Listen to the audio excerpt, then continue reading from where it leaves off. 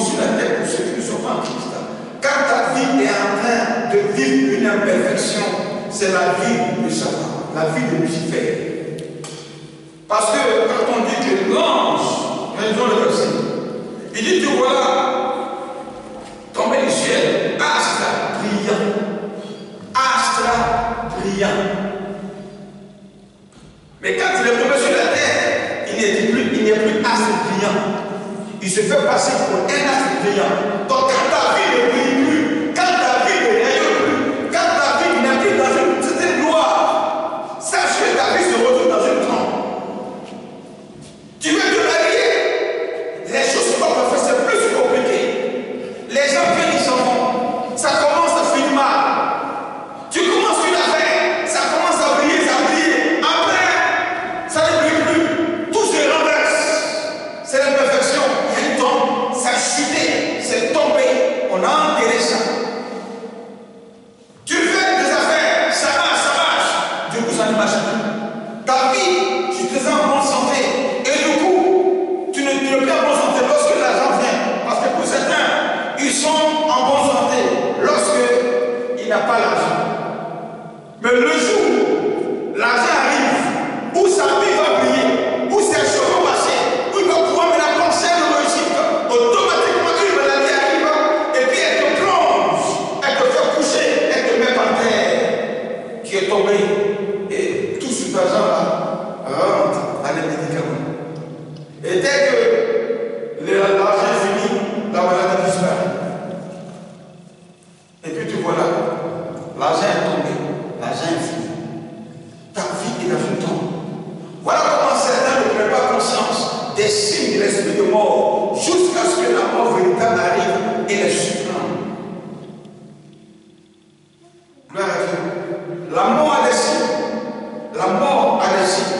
À chaque fois que quelque chose meurt dans ta vie, sache qu'il y a une mort prématurée qui arrive. Quand tu constates que tu commences à perdre beaucoup d'argent, tu perds toujours l'argent, toujours des grosses sommes, toujours tu perds l'argent, sache qu'il y a une mort qui arrive. Parce qu'à chaque fois que tu perds quelque chose, ça veut dire qu'il est tombé, qui est enterré, tu commences à t'attrister. Il y a l'esprit de mort qui t'a dit, une lourdeur qui t'a dit, tu perds ta joie automatiquement. Tu es triste comme si on t'avait annoncé une mauvaise nouvelle. C'est l'esprit de mort qui prend sur ta vie. Il faut commencer déjà à combattre l'esprit de mort. En effet, tu es en train de sortir de la tombe comme ça. Ne pas combattre à chaque fois quand tu as tristé ce que tu acceptes des funérailles, tu acceptes des malheurs, tu acceptes la mort qui va te surprendre. Il faut refuser à chaque fois que ton âme est attristé. À chaque fois que ton âme est attristé, sache que ton âme se trouve dans une prison. Gloire à Dieu. Voilà comment l'esprit de mort arrive. Voyez, lorsque Jésus a été mis dans la tombe, les gens n'étaient pas contents. Ils étaient en pleurs. C'était découragés. C'était disait c'est fini pour nous. Le ministère va s'arrêter là. Ils avaient peur. Ils étaient tristes. Et tout était silencieux. Dans ce silence-là, ces femmes ont eu la force et la foi d'aller voir. Et c'est dans ce voyage, sur le chemin qu'on croise Jésus, qui est sorti de la tombe. Amen. Donc, c'est une lutte qui se fait pour celui qui a besoin des résurrections, qui veut être ressuscité. Il faut que tu aies la force de te lever. Si à chaque fois, toi, tu vas rester couché, toi, tu vas rester couché là, sans pouvoir faire un geste pour te relever, sache que la mort va arriver et te prendre. La mort, c'est un poids lourd, c'est une pesanteur qui pèse sur l'homme, qui pèse sur la chair. Mais celui qui a un esprit de dimension, un esprit de hauteur, jamais l'esprit de mort ne va pouvoir te dominer. C'est ceux qui ont l'esprit faible qui sont dominés par l'esprit de mort. Voilà comment Satan a connu cette chose. Parce que pour lui, il fallait être au-dessus de Dieu. Il a voulu être au-dessus de Dieu. Je monterai et je marcherai sur la montagne. Et je serai semblable au très haut. Amen. Donc il va avoir un esprit de hauteur. Mais cet esprit de hauteur, tu ne peux pas l'avoir au-dessus de l'esprit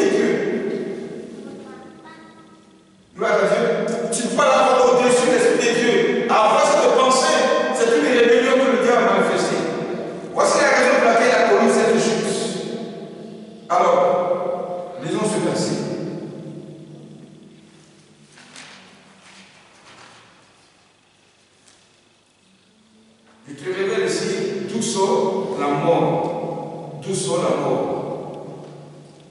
D'où sort la mort. La mort a commencé par le diable. Avant que la mort n'arrive sur l'homme dans le jardin d'Éden. La mort a commencé sur le diable. C'est pas sur l'homme. Gloire à Dieu. Lisons Jean chapitre 11, verset 24.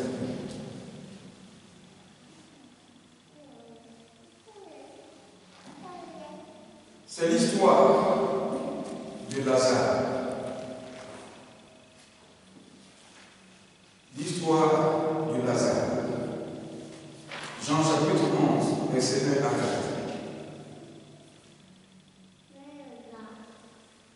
Il y avait un homme malade, Lazare de Béthanie, village de Marie et de Marthe.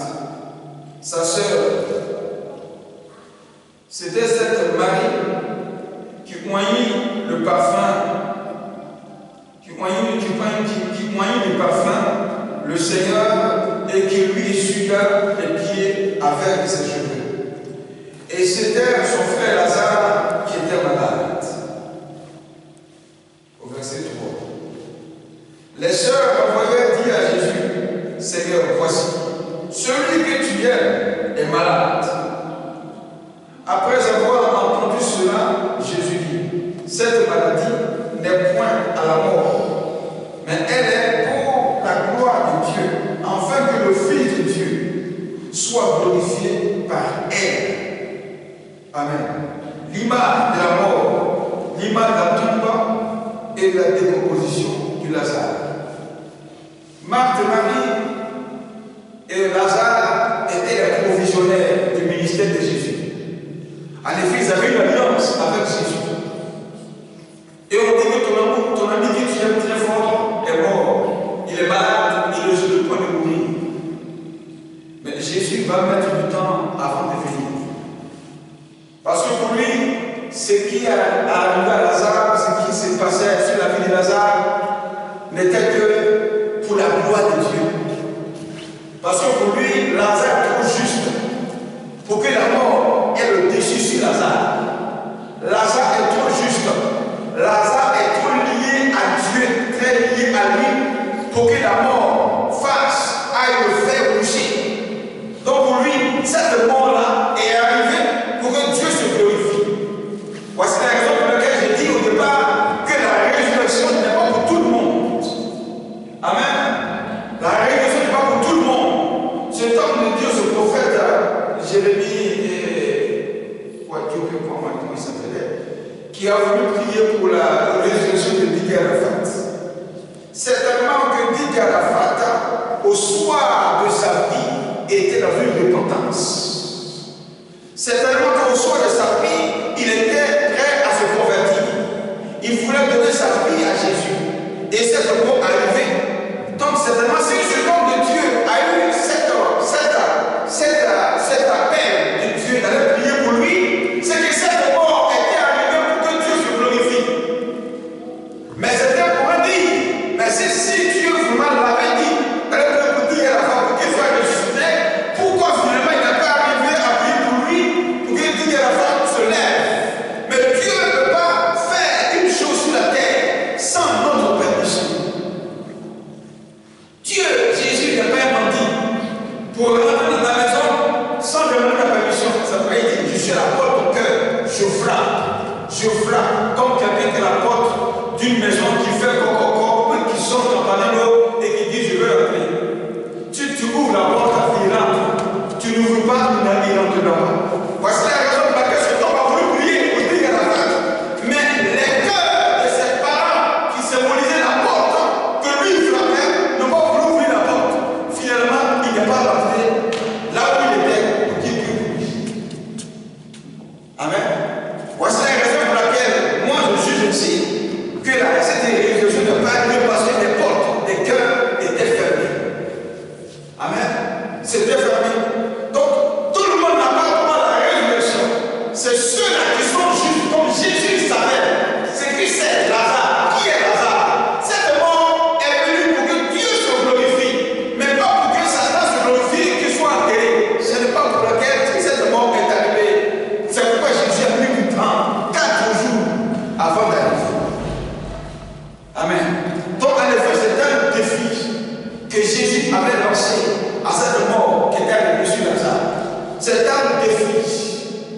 Un défi.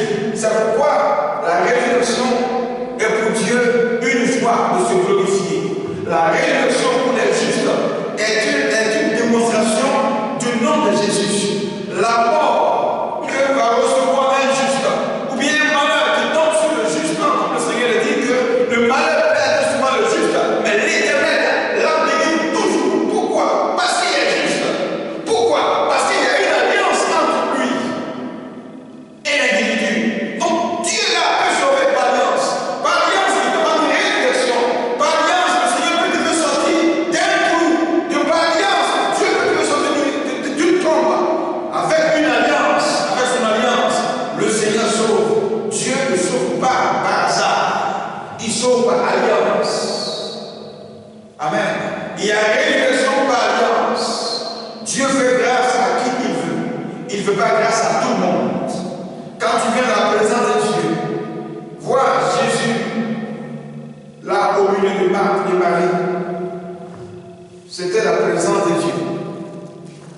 Il a insisté sur Marie, les deux, Marthe et Marie, si elles ont réellement la foi, pour que Lazare soit ressuscité.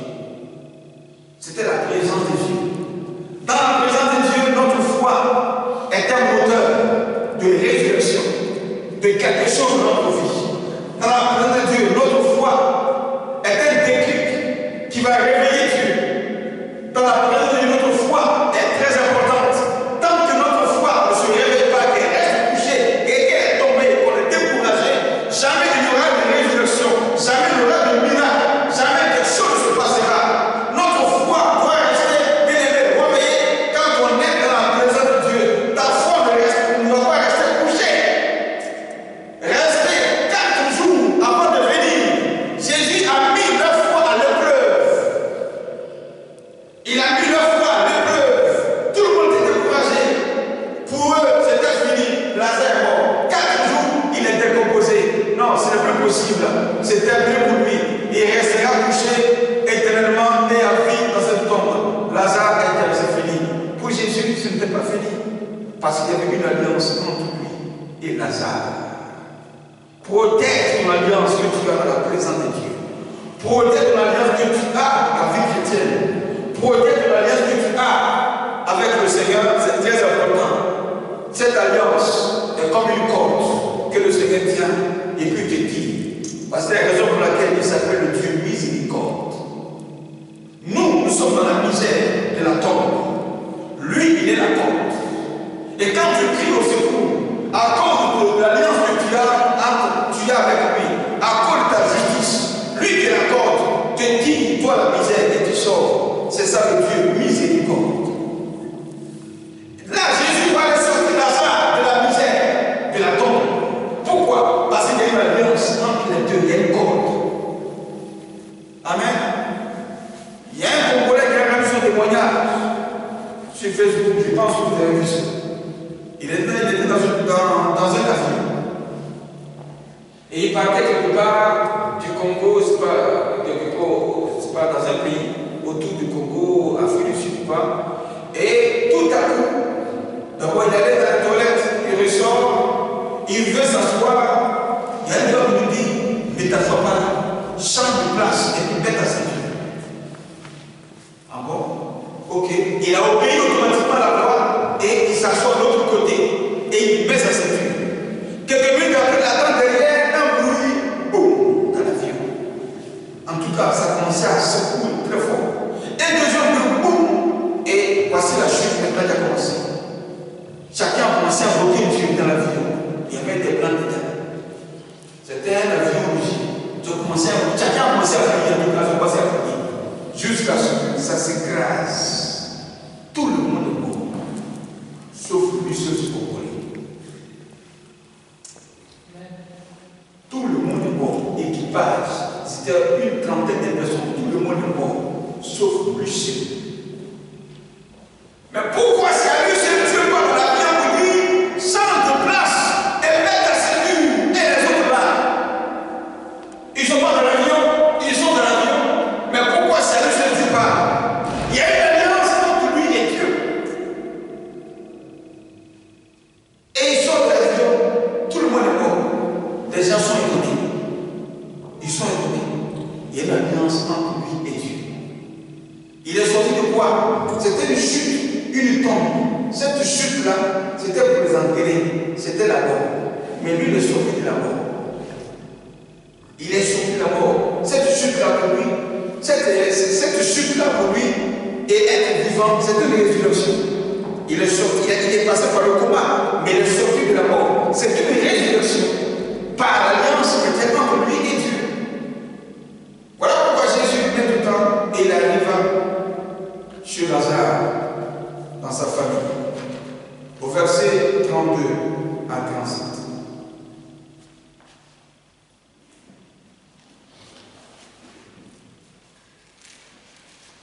Verset 32 à 37. Il dit, lorsque Marie fut arrivée, là où était Jésus, et qu'elle le vit, elle tomba à ses pieds. Elle tomba à ses pieds. Comme je dis, quand la mort est sur toi, tout ce que tu fais, ça tombe. Toi-même, tu t'écoutes, tu tombes. Il faut éviter de tomber. Tu sens, tu vois les signes que tu tombes. C'est que la mort n'est pas loin. Ceux qui tombent quand on annonce les mauvaises nouvelles qui ont l'attention, quand la tension monte, automatiquement ça les emporte. Pourquoi? Parce qu'ils sont tombés. Mais quand tu es solide et qu'on annonce une mauvaise nouvelle et que tu ne tombes pas, la mort ne peut pas arriver sur toi. Même si tu es tensionnaire, si tu as un esprit de hauteur, comme je disais au départ, et qu'on annonce une mauvaise nouvelle, et que tu es solide sur le plan spirituel, malgré la tension que tu ne peux pas tomber, la mort ne peut pas t'apporter. Mais si tu es faible d'esprit que tu t'écroules, elle peut t'apporter là automatiquement. Et tu vas t'attendre. Voici la raison pour laquelle il faut garder son âme et son esprit solide dans la prière, dans le jeûne et dans la sainteté, dans la sainteté. Le diable n'a pas le droit et il ne pourra jamais mettre la main sur quelqu'un qui vit dans la sanctification, dans la vérité. Jamais. Il peut te prouver, il peut te persécuter, mais jamais il ne mettra sa main sur toi pour t'enterrer comme Job n'a pas été enterré comme ça. Tu peux tout lui faire, mais ne touche pas à son âme. Donc, lorsque Marie fut arrivée, là où était Jésus, et qu'elle le vit, elle tomba à ses pieds. Et elle lui dit, Seigneur, si tu avais été ici, mon frère ne serait pas mort. Jésus, la voyant pleurer, et elle et les Juifs qui étaient venus avec elle, frémit en son esprit et fut tout ému. Et il dit, où l'avez-vous, Seigneur? Lui répondit-il, viens et vois. Au verset 35, Jésus pleura. Jésus pleura. C'est à partir du verset, quand tu l'as dit, que Jésus a pleuré. Pourquoi il pleure? Il a pleuré, pourquoi? À cause de l'alliance qui était entre lui et Lazare. Il a pleuré parce que les hommes ne croyaient pas. Il a pleuré parce qu'il a pleuré en tant qu'être humain, parce que Jésus là était là, dans un corps humain, mais aussi dans l'esprit de Dieu. Amen. Donc il pleure là pour nous démontrer qu'il compatit à leur douleur, qu'il est avec eux, qu'ils sont ensemble. C'est l'image de l'alliance. Dans une alliance, on soutient. C'est quoi le Seigneur dit? Pleurez avec ceux qui pleurent. Compatissez avec ceux qui sont dans la compassion. Pleurez avec ceux qui pleurent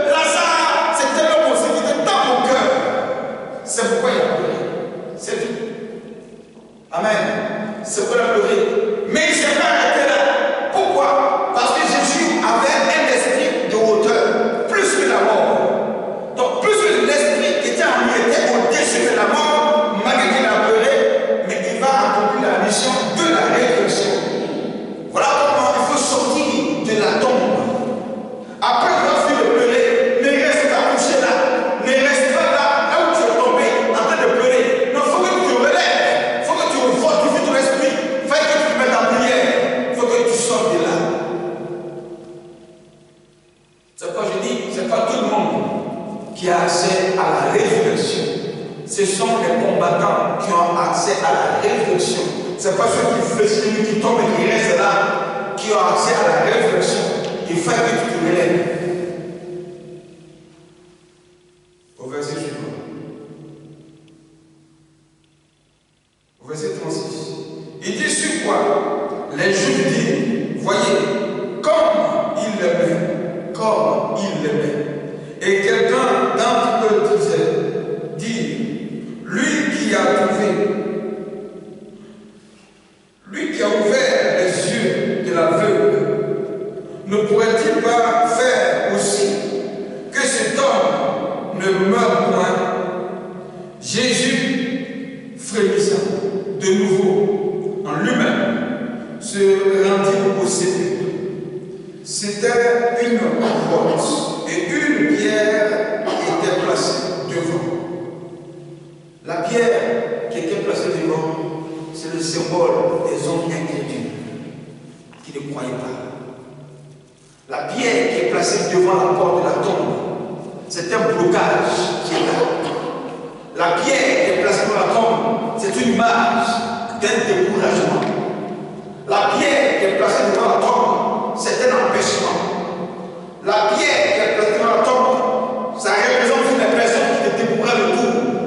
Tout cela, toute cette image de pierre, tant que la pierre restera là devant la tombe, Lazare ne pourra pas sortir, en effet, il ne pourra pas sortir de la tombe.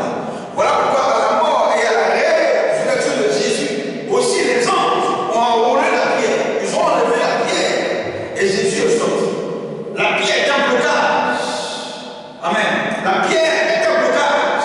Donc quand tu sens que tu te débats pour sortir de tombe, n'arrive pas, il se constate qu'il y a un blocage qui doit être enlevé. Il y a quelque chose qui doit être enlevé. Quelque chose ne va pas. Quand ta vie doit sortir et qu'il y a un blocage, c'est quelque chose qui ne va pas. Voici comment beaucoup sont enterrés. Des sorciers tuent des hommes, par des morts prématurés. Sur le plan spirituel, ils sont vivants. Mais l'état physique, on dit les morts. Et 3-4 jours plus tard, ces choses se retrouvent au cimetière. Et c'est là maintenant qu'ils vont véritablement tuer la personne. Amen. Donc, cette image-là, pour Jésus, c'était un défi qui devait être relevé. Alors il va et il dit, enlevez la pierre. Amen. Au verset 38. Jésus dit, ôtez la pierre.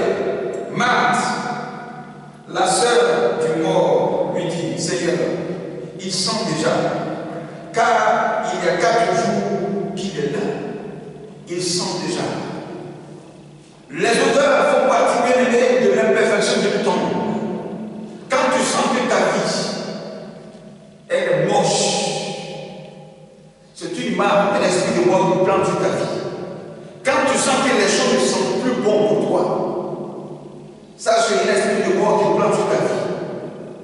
Il y a des personnes qui les sorciers ont maudit et qui sentent, il y en a qui sentent mauvais, qui fait qu'on ne peut pas les recevoir au milieu des hommes. On les rejette comme si on partait en terrain mort, dans un cimetière, et puis on retourne à la maison. Et qu'ils ne doivent pas rester avec les vivants. Et que toi, tu ne dois pas rester avec les bonnes choses. On doit toujours te mettre sur toutes les mauvaises choses. Il y a des personnes comme ça. Quand tu sens ces signes, c'est qu'il y a un esprit de rejet, un esprit de mort sur ta vie. Parce qu'à chaque fois qu'on va te rejeter, ton âme sera attristée. Tu ne vas pas sentir l'amour. L'amour, c'est la vie. Quand on ne t'aime pas, c'est qu'il y a un esprit de mort qui plante sur ta vie. Les mauvaises odeurs caractérisent aussi des masques qui sont sur la vie de cette personne. Des masques. Comme des femmes qui sont belles de figure, belles de forme, mais que personne ne peut parler de mariage avec elles. Amen. Ça aussi, ça révèle. Parce que quand, à chaque fois que cette affaire maritale échoue, ton âme est attristé, l'esprit de mort t'envahit. C'est pourquoi il y en a qui peuvent aller-même se susciter parce que quelqu'un l'a lâché. Le caractère est en toi, ça peut être aussi un masque, un blocage qui fait qu'on te rejette à chaque fois. Ça crée de mauvaises odeurs. Le caractère crée de mauvaises odeurs.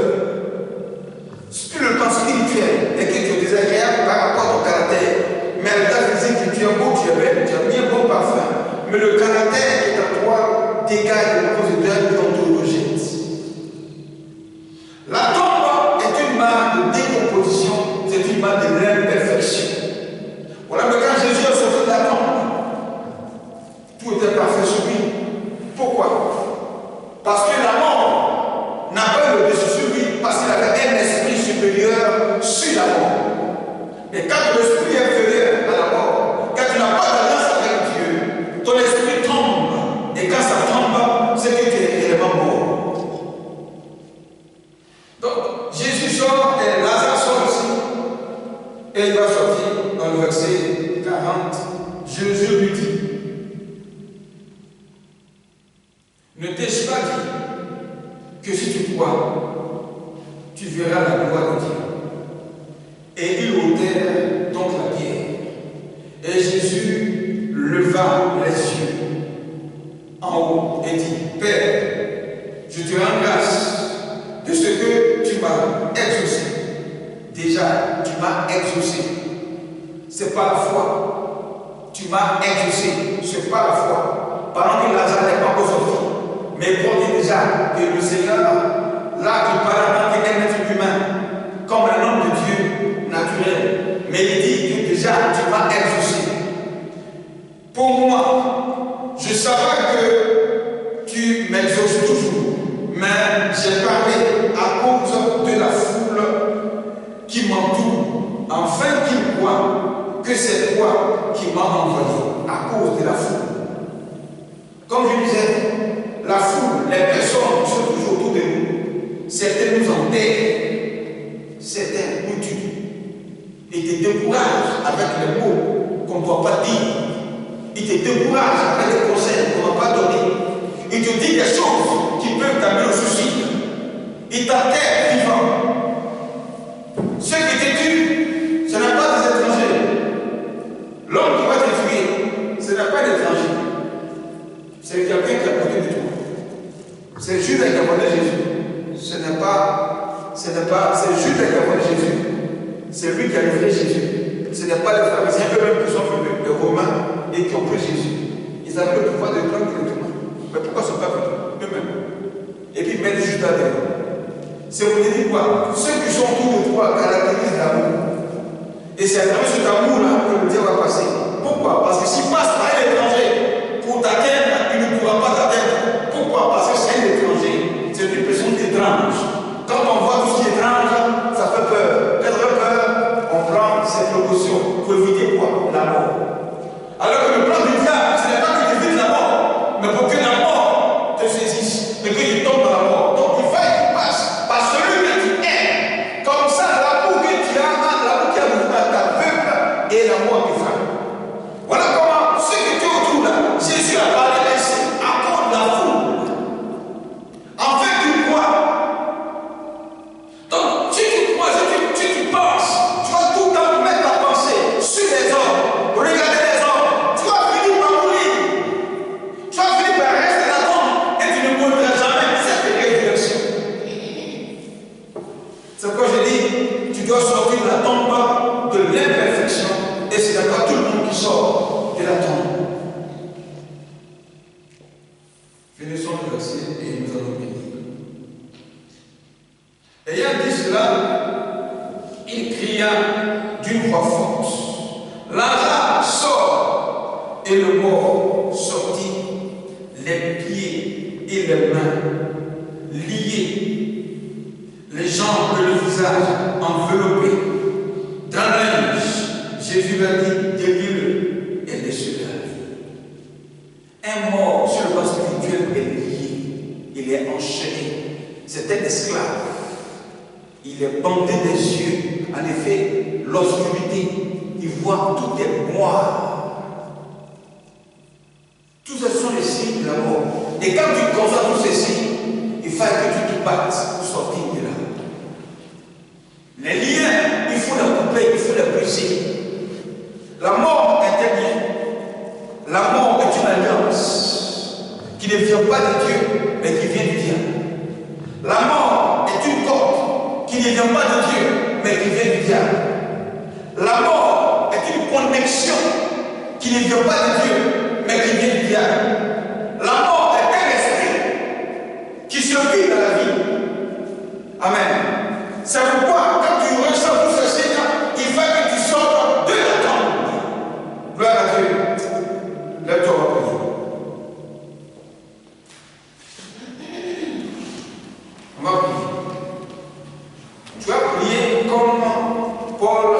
Silas ont prié quand ils étaient en prison. Paul et Silas étaient en prison et la vision de ceux qui ont mis en prison, c'était de tuer le mystère, arrêter leur fils. Mais il y avait deux types de prisonniers dans la prison où étaient Paul et Silas. Paul et Silas étaient ceux qui avaient l'esprit supérieur. Et les autres prisonniers avaient un esprit de mort. Donc ils étaient découragés dans la prison. Mais c'est la prière de Paul et Silas qui a réveillé tous les autres esprits de personnes qui étaient en prison et ils ont tous sorti de la prison. Ça veut dire que tu vas prier. Tu vas prier comme Paul et Silas contre cet esprit de mort. Parce que la Pâque, selon le diable, la mort doit arriver à un maximum de personnes. La Pâque, c'est une saison de sacrifice. Les mystiques font le sacrifice en Pâque. Les musulmans viennent de finir le Pâque. C'est quoi? C'est Tabaski. Ils ont tué mouton, les âmes. Ils ont déjà fait ça? Un son en carême, ok. Donc le Pâques arrive. Ils vont faire le sacrifice, c'est le Pâques qui est là. Amen. Donc tu vas prier ce soir contre l'esprit de mort. Et avant de commencer, nous allons passer par la repentance. Tu vas demander pardon au Seigneur. Sans la repentance, tu ne peux pas être juste. Il dit 7 fois, le juste tombe. 7 fois, il a la capacité de se relever, de sortir de la tombe sur le plan spirituel. Alors mets-toi en genoux, prends la position que tu veux, mais demande pardon à Dieu. Tu as désobéi à Dieu, tu n'as pas fait ce que Dieu t'a demandé. Tu as marché comme tu voulais. Tu es allé où toi tu voulais partir. Tu t'es fait plaisir dans certaines choses pour lesquelles Dieu t'a interdit, parce qu'il t'a appelé à te consacrer à lui. Demande pardon au Seigneur. Toi-même tu as dormi, il t'a révélé certaines choses, des erreurs que tu as commises et qui t'ont coûté beaucoup de dépenses. Tu vas demander pardon au Seigneur. Dieu t'a montré un homme que tu devais épouser, mais pour toi il n'était pas ton genre. Et tu as refusé cet homme. C'était le choix de Dieu. C'est un péché. Ça aussi, ça te met en prison, dans une mort maritale. Demande pardon à Dieu. Oui, demande pardon au Seigneur. Dieu t'a ouvert la porte, tu as été béni. Mais tu n'as pas eu le courage de payer ta dîme, de poser une action de grâce pour remercier le Seigneur. Et l'esprit de mort financière est venu souffler sur ta âme, et sur ta âme est mort, tout est tombé. Demande pardon à Dieu. Seigneur, je peux venir les déplacer. Oui, demande pardon au Seigneur. Dans le commerce de ma vie, partout où je demande pardon au Seigneur. Et que dans cette repentance, il te justifie par ton sang. Il te justifie par ton sang. Afin de passer la justification, toi aussi, tu connais cette résurrection au nom de Jésus.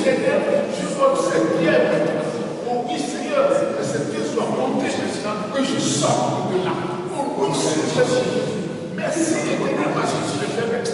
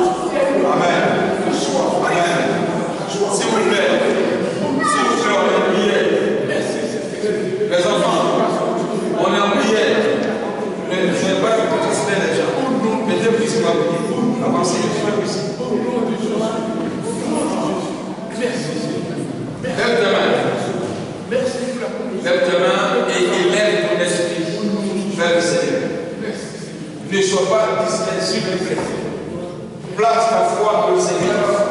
Moi, je ne suis qu'un instrument. Voilà. Place ta foi dans le Seigneur. Je ne suis qu'un instrument. Si tu as foi, si tu crois dans ces proclamations, dans ces prières que nous allons faire, l'onction et l'Esprit de Dieu va descendre sur ta vie. Et lui-même va opérer le miracle de cette résurrection. Tu sais la prison dans laquelle tu te trouves. Lève ta main. Dis Seigneur Jésus, ce soir, mon âme se lève vers toi. Éternel, mon esprit se lève vers toi. Je quitte la terre, je m'attache à toi. Ce soir, je sors de la tombe, je sors de la chute.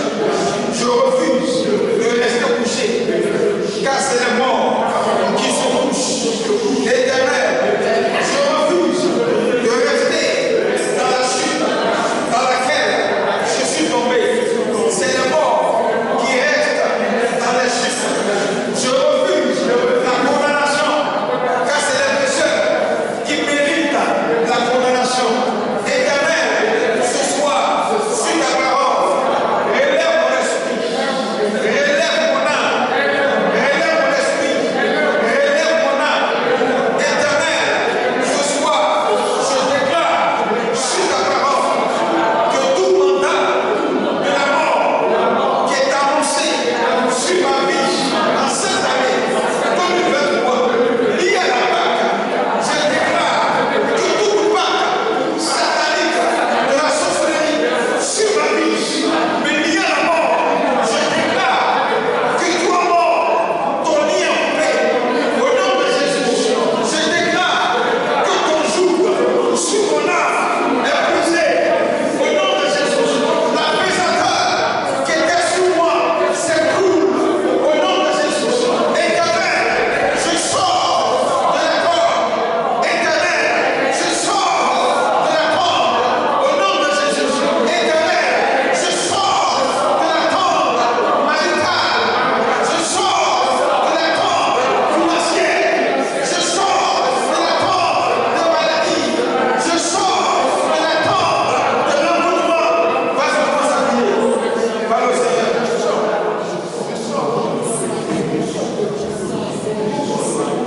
Commence à prier. Ta vie est permise dans le temps. Tu le sais. Commence à prier. Déclare des paroles contre cette femme. Comme Jésus a crié. Et il a dit Lazare, sort d'une voix vivante, d'une voix puissante. Il a commandé à la mort de lâcher Lazare. Il a ordonné à la mort de quitter Lazare. Il a ordonné à la mort de quitter la vie de Lazare. Déclare des paroles. L'Éternel t'entend ce soir. Et ta prière est de côté. Et la puissance de Dieu est en train de descendre sur ta vie. Et la mort va commencer à partir. Et la mort commence à lâcher ton âme. Et la mort commence à partir. Au nom de Jésus. La mort commence à te lâcher. L'esprit de mort commence à partir. Commence à prier. Tu vois des malades qui sont morts. Ils sont en train de t'évoquer. Ils sont en train de t'éviter la mort. Commence à prier. Concerné par la grâce. Au nom de Jésus.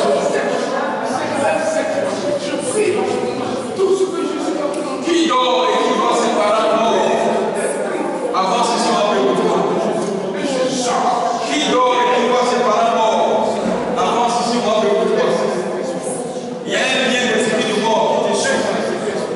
Les sorciers veulent finir avec ta vie comme ton parent qui est mort. Ils vont te manipuler sur toi. Tu dors dans tes ombres.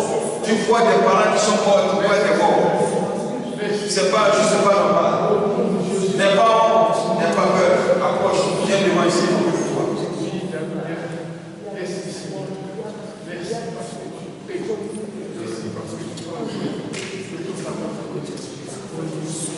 Tu sens une lourdeur sur toi. Tu sens une lourdeur sur toi. Tu à peine le nom de Jésus sort de ta bouche. À peine tu pries. Ta vie de prière est morte. Il y a un esprit de mort sur ta vie. Tu es soucieux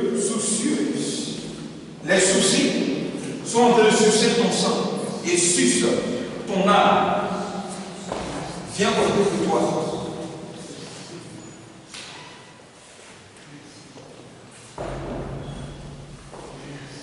Au nom de Jésus. Personne n'est concerné. Tu vas encore prier ce soir. Mets la main sur ta tête.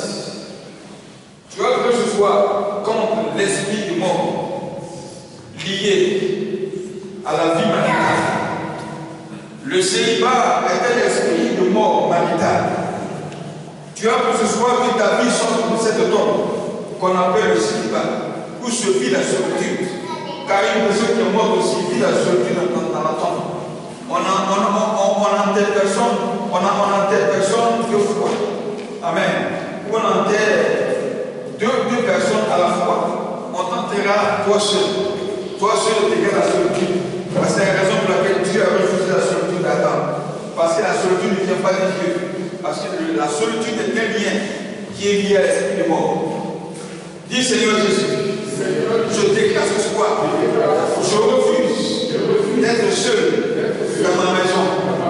Je refuse d'être seul dans ma maison.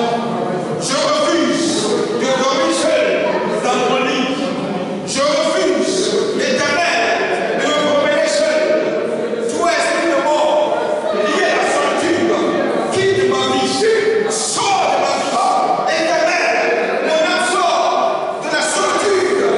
Mon âme sort de la solitude. Vas-y, commence à prier. Commence à prier contre la solitude. Lié au célibat. Lié à un mariage qui est bloqué. Au nom de Jésus, commence à prier. Depuis la profondeur des eaux. Ta vie maritale sort. Ta vie maritale est liée à un mari bloqué. Des sorciers se transforment en mari de vie. Et à chaque fois que tu les rapports avec toi, ça je suis le mot spirituel, tu es marié. Mais quel état physique, quel mariage serait difficile d'arriver. Ce mari de vie, tu dois le chasser. L'alliance de toi et lui doit se briser. Commence à prier. Tu dois la prier. Ils ont des rapports avec toi. C'est un viol spirituel. Et le mal de ton réveil, tu as prié, c'est pas normal. C'est un viol. Et ce viol a des séquelles en toi. Des séquelles en toi qui vont briller la stérilité. Un problème kyste de fibromes. Commence à prier. Le Seigneur te libère. Si tu as ce problème, avance ton but pour toi.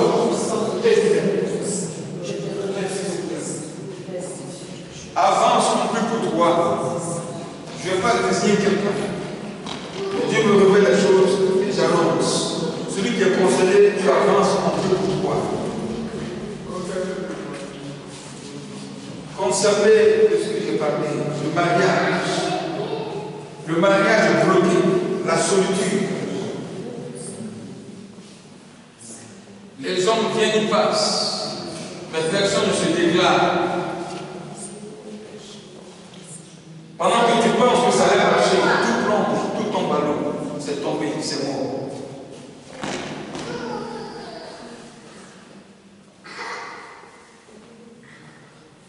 Il y a un problème de kyste et de fibromes qui va aboutir à la stérilité.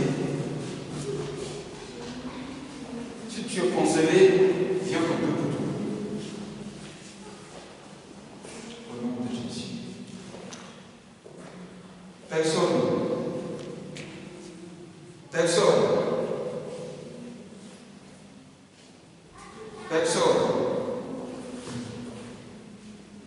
Personne n'est concerné.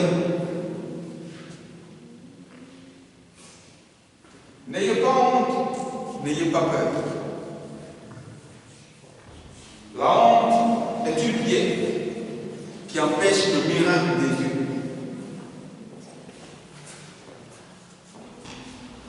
La honte, le doute sont des pierres qui empêchent la foi de se manifester.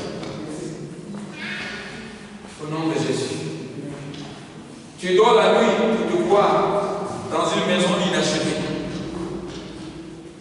C'est une vie inachevée, non accomplie. Si tu vois ces choses, avance un peu pour toi. Tu dors la nuit pour te des toilettes, où il y a les mauvaises odeurs, c'est l'imperfection. C'est lié à la malédiction. Une vie désagréable. Avance son peu.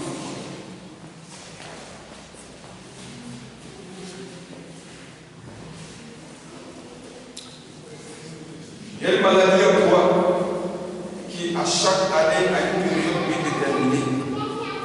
Ce mal-là se réveille. Et ce mal-là vient de dévorer ce que tu as comme argent. Tu ressens ça. Dieu comprend.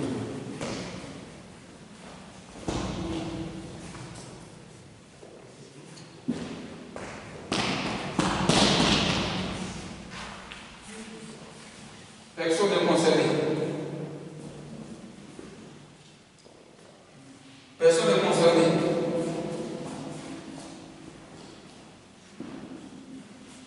Personne n'est concerné.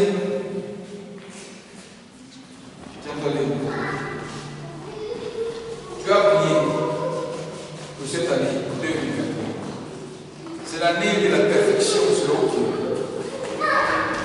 Tu as prié pour la perfection, afin que tout ce qui est imparfait dans ta vie disparaisse au nom de Jésus. Pose la main sur ton âme, sur ta tête. Et tu vas déclarer avec moi. Dis Seigneur Jésus. Seigneur Jésus.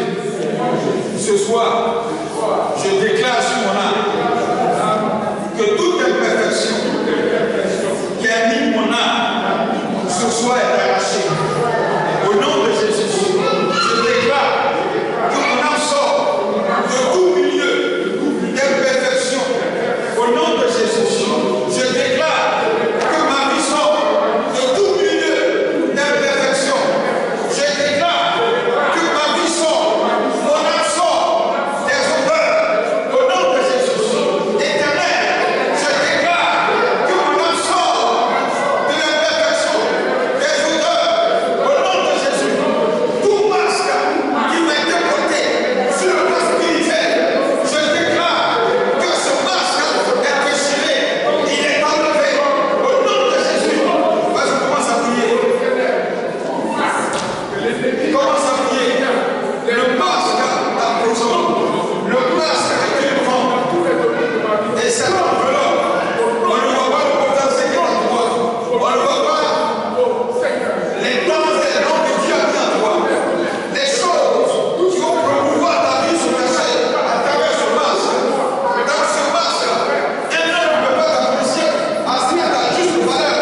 Commence à prier que ce masque quitte ton visage, que ce masque quitte ton travail, que ce masque quitte tes affaires, que ce masque soit déchiré. Tout vêtement étranger qui t'a été porté, je déclare ce soir que ce vêtement étranger envoyé à l'instant sur toi, il s'enflamme et il est ôté. Au nom de Jésus. Déclare le vêtement de masque, je te déchire sur ma vie. Vêtement de masque, je te déchire sur ma vie. Je sors de ton vêtement. Je sors de ton manteau. Tout manteau de la sorcellerie qui t'a été porté est déchiré ce soir. Tout manteau noir que sur toi est déchiré ce soir. Au nom de Jésus.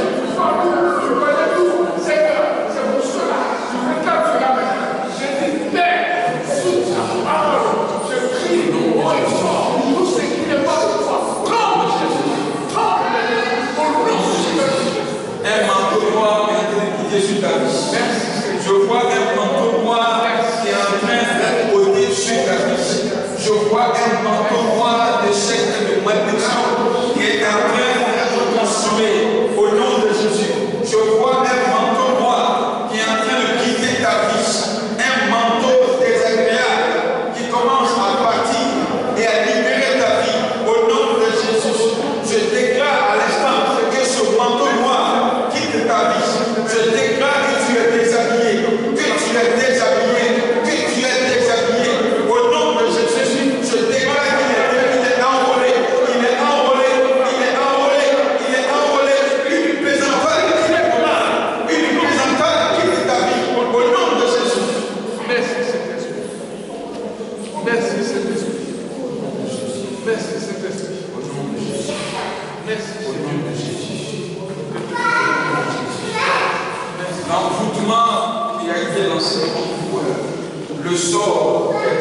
n'importe quoi. Pendant que je parle, ce sort est en train de quitter ta vie. L'envoûtement est en train de quitter ta vie. L'envoûtement est en train de quitter ta vie. L'envoûtement est en train de quitter ta vie.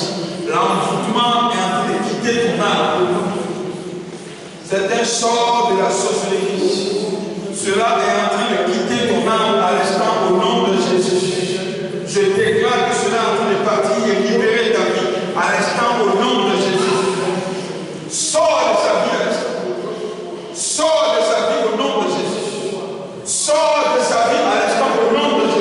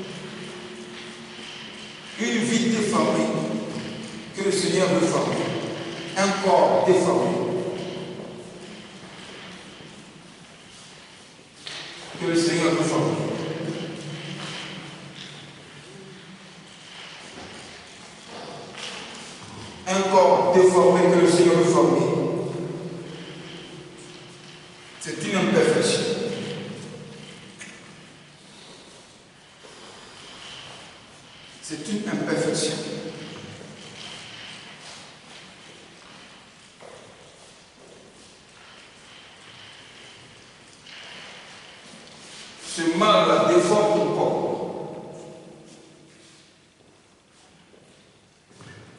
Ce mal la déforme ta vie.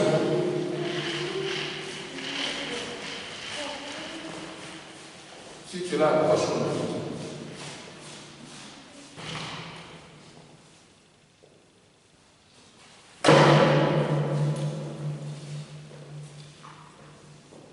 Il y a de l'imperfection dans tout ce que tu fais.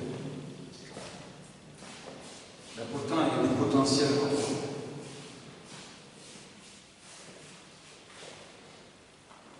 Tu veux aller plus vite que Dieu. Et plus tu veux aller plus vite que Dieu, tu commets des erreurs régulières. Ces erreurs-là sont des imperfections. Tu ne pourras pas avancer avec ça. Dieu est patient, mais il n'est jamais en retard. il va lentement, mais il n'est jamais en retard. Tu refuses de prendre le rythme de Dieu. Tu veux aller plus vite que Dieu. Et tu commets des erreurs de Dieu. Ce sont des imperfections. Tu ne pourras pas avancer comme ça. Parce qu'à chaque fois, tu vas retourner en arrière pour aller réparer ce que tu as laissé comme tu n'avances pas. Tu penses que tu avances, mais tu recules. L'imperfection ne fait avancer personne.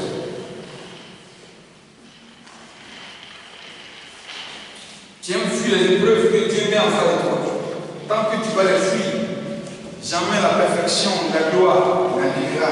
La perfection, c'est la gloire de Dieu. Tu vas le plus vite que Dieu. Non. Va au rythme.